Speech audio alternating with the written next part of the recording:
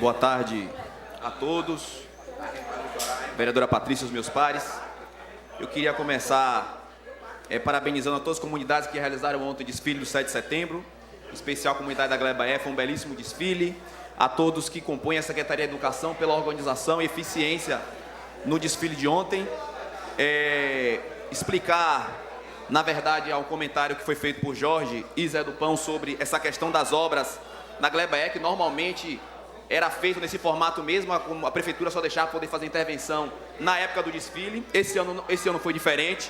Esse ano essa casa aprovou uma indicação que foi de minha autoria para poder fazer a requalificação da praça. Isso está sendo feito na parte de paisagismo, na parte de iluminação, que foi substituído inclusive as lâmpadas já há algum tempo. Vai ser colocado também uma pista de Cooper e uma pista de skate.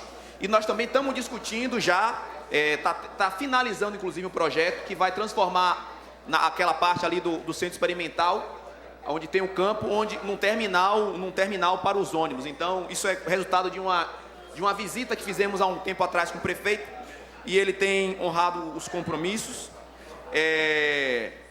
Quero também registrar outra frase que Jorge colocou aqui, sobre essa questão da Cidade do Saber, onde ele fala que a Cidade do Saber foi construída com dinheiro federal. Jorge, não é verdade, o senhor me perdoe, sabe, não é verdade. Não faça essa cara, porque se eu fizer essa cara, eu vou ter que lhe desafiar a trazer os documentos que mostram que o dinheiro que construiu a Cidade do Saber foi dinheiro federal. Então, o senhor está desafiado a trazer isso, porque não foi. Marcelino, inclusive, fazia parte da estrutura na época do executivo, pode trazer mais informações preciosas, mas eu acho que já estamos num momento complicado da política brasileira, nacional, e quando os senhores vêm aqui dessa forma incisiva e mentirosa, me perdoe a palavra, mas não tem outro argumento, complica o debate, né, rebaixa o debate. Eu acho que não é esse o viés. Da mesma forma, citar isso que a vereadora Patrícia trouxe sobre isso, na verdade, que acontece no Brasil hoje, o que a imprensa tenta. Hoje, a oposição de Camaçari reproduz o que a oposição nacional faz, que é instalar um clima de terror, né? Instalar de que está tudo ruim, que o país está todo esculhambado e que nós vamos quebrar. Nosso país não vai quebrar. Nosso país, inclusive, foi o último país a entrar numa crise que está no mundo desde 2008. Mas a imprensa faz um negócio assim tão bem feito que parece que o Brasil é uma ilha no meio do oceano e que tudo que acontece no país é porque o governo é incompetente. Esse governo não é incompetente. Esse governo foi o governo que conseguiu levar ao extremo a situação da gente entrar numa crise, diferentemente dos países da Europa, que estão numa crise, que estão quebrados. Inclusive, a vereadora Patrícia trouxe um debate interessante, que é essa questão do FMI. O FMI hoje está tomando conta da Grécia. Tem-se filas hoje para ir nos bancos sacarem dinheiro. Tem fila hoje na Grécia para os cidadãos comprarem exatamente o que aconteceu no país há algum tempo atrás, onde a inflação era de 70%, senhores. A inflação não está de 70%. Aliás, a inflação hoje que está alta, inclusive, foi a inflação mais baixa no governo dos senhores. E vocês precisam comentar essas coisas, porque parece que o governo degringolou, entendeu? E a imprensa investe nisso. O maior escândalo de corrupção, antes da Lava Jato, inclusive, que não se noticia, foi o escândalo de corrupção da sonegação dos verdadeiros donos desse país. 50% do que esse país arrecada fica na mão de 1%, que são os verdadeiros donos do poder, que não são fiscalizados hoje pela Receita, porque não tem o poder, porque a imprensa aguarda, vereador Gilvão.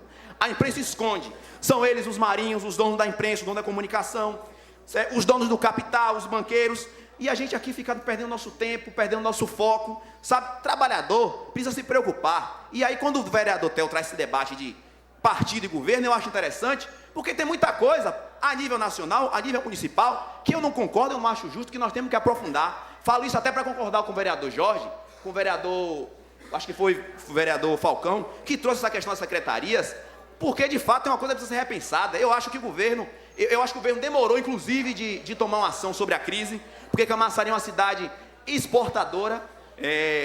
Quando o polo deixa de produzir, quando o polo deixa de mandar mercadorias para o exterior, impacta diretamente no ICMS, impacta na nossa economia, e tem 3, 4 meses que Camaçari deixou de arrecadar, em média 8 milhões por mês, 8 a 10 milhões por mês, né? O prefeito demorou, na verdade, ter feito uma ação dessa. Eu acho que tem repercutido positivamente no cenário nacional. A imprensa também municipal parabenizou. Eu acho que foi-se o que tinha que se fazer alguma coisa, mas eu acho que nós precisamos saber efetivamente qual é o impacto financeiro que isso vai ter nas contas das pessoas, porque assim, cortaram o salário dos servidores, E tinha gente que tinha empréstimo, que não vai ficar mais com salário porque tem que cobrir o empréstimo. Nós precisamos saber qual é o efeito disso, né? Qual é o efeito na vida das pessoas e qual é o efeito de fato na economia. Porque cortaram salários, mas não diminuíram as secretarias. E precisamos entender, inclusive Dilma já está se preparando para poder fazer isso, diminuir os ministérios. É uma discussão que acontece desde de 2014, na verdade. O próprio Rui Costa, quando assumiu, Rui Costa já sabia que iria perder 1 bilhão de dezembro para janeiro, por conta da receita que caiu, 1 bilhão por ano no impacto da folha, que é uma coisa absurda a nível estadual, e ele reduziu a folha de pagamento. Nós precisamos saber o que é que o governo precisa fazer isso, o secretário da Fazenda precisa explicar para nós o que de fato é real nisso, né? Para a gente fazer um debate mais positivo com a nossa cidade, esclarecer melhor com as pessoas, né? Falar sobre essa questão aí que o Falcão trouxe, essa questão da corrupção nesse país, que parece que a corrupção é uma coisa que isolada do PT, graças a Deus que estão se punindo os petistas que fizeram isso, né? Tem que se punir os outros, porque sobre essa questão da Lava Jato, foram 16 partidos que foram citados, 16 partidos, e o juiz Moro só resolveu investigar o PT. O juiz Moro, inclusive, que já descobriram que a esposa dele é assessora do governador do Paraná, exatamente, do governador do Paraná, que é do PSDB. Então, assim, cadê o decoro nas coisas, rapaz? Olha o viés arbitrário da situação, não é? A Semineto não, a Aécio Neves, a Semineto também foi citado na Lava Jato, né? Recebeu 1 milhão da Odebrecht para a Lava Jato, mas assim, ainda não começaram a investigar ele, eu não vou citar dele, vou citar de Aécio Neves, que já foi citado várias vezes na delação, que as contas dele de campanha, que estavam lá paradas, mas foram abertas agora, já descobriram 15 irregularidades do cara, inclusive descobriram irregularidades que justificavam a prisão dele preventiva, porque ele recebeu 2 milhões de forma ilegal, e a imprensa não noticia, fica tudo no submundo, né? E a gente fica comendo essa pilha de que o PT é o partido dos corruptos, né? PT, vereador Jacques, teve corruptos que estão saindo, sabe? Nós precisamos enfrentar nessa debate, nós precisamos cortar na carne, isso já tem sido feito. Agora não dá para deixar de reconhecer todas as coisas importantes que fizemos nesse país e que transformaram significativamente a vida das pessoas. Porque em 2002, quando o Lula assumiu o governo, 40 milhões de pessoas que viviam na miséria extrema, a vereadora Patrícia citou isso aqui, e eu vou dizer para vocês o que é miséria extrema. Miséria extrema é não ter condição de comprar um papel higiênico, senhores. Era isso que os senhores entregaram aqui, era isso que o PSDB, que o DEM deixou aqui como herança nossa. 40 milhões de pessoas que não comiam, sabe? 350 pessoas morriam todos os dias no Nordeste de fome. Eu compartilhei inclusive esse vídeo na minha página, está lá, uma matéria do Jornal Nacional, apresentada por Fátima Bernardes, falando da miséria no Nordeste, do assolo que se tinha, porque 350 pessoas morriam diariamente no nosso país. Nós resolvemos isso. Desde 2014, inclusive, que a ONU noticiou que o Brasil está fora do mapa da pobreza. Isso é uma coisa que vai se passar anos e anos, mas eu tenho orgulho de dizer que foi o nosso governo, vereador Marcelino, nosso governo, vereador Jacques, vereador do PT, que transformou, que resolveu essa situação, porque para os capitalistas a preocupação é economia, eles enxergam número quando eles deixam de ganhar, mas as pessoas morrerem não significam nada para eles, e sempre foi assim.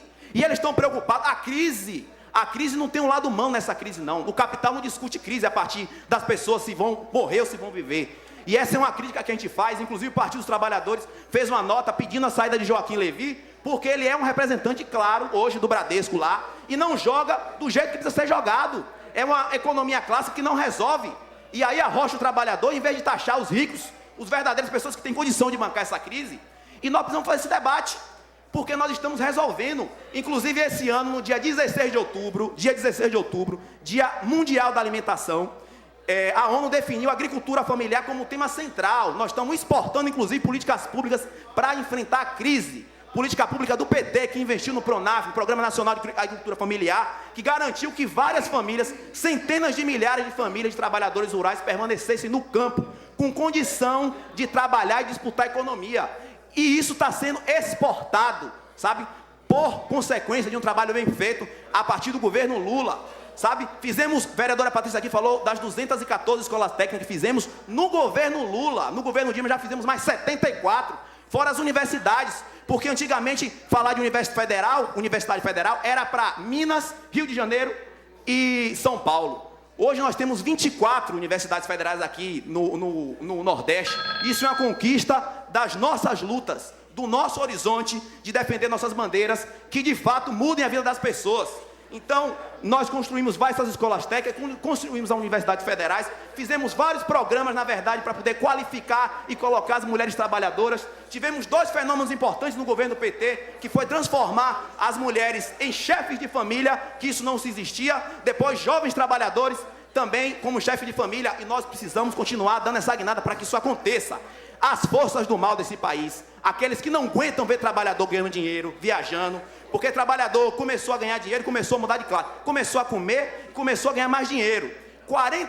27 milhões de pessoas saíram da linha da miséria e 40 milhões de pessoas mudaram de classe social. Mudar de classe quer dizer que uma pessoa que tinha uma geladeira em casa, agora tem geladeira e tem televisão. Quem tinha geladeira e televisão, agora tem geladeira, televisão, internet e viaja mais.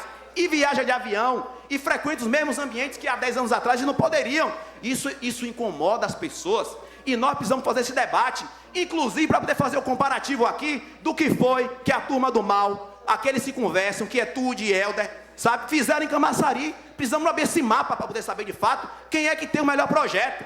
O vereador Theo falou aqui que Helder pintou apenas os prédios na Copa. Ele fez mais uma coisa, ele botou 36 postes na cidade, e entregou 6 casas ali, entrando por Verde Horizonte, perto do estádio. Ele fez isso.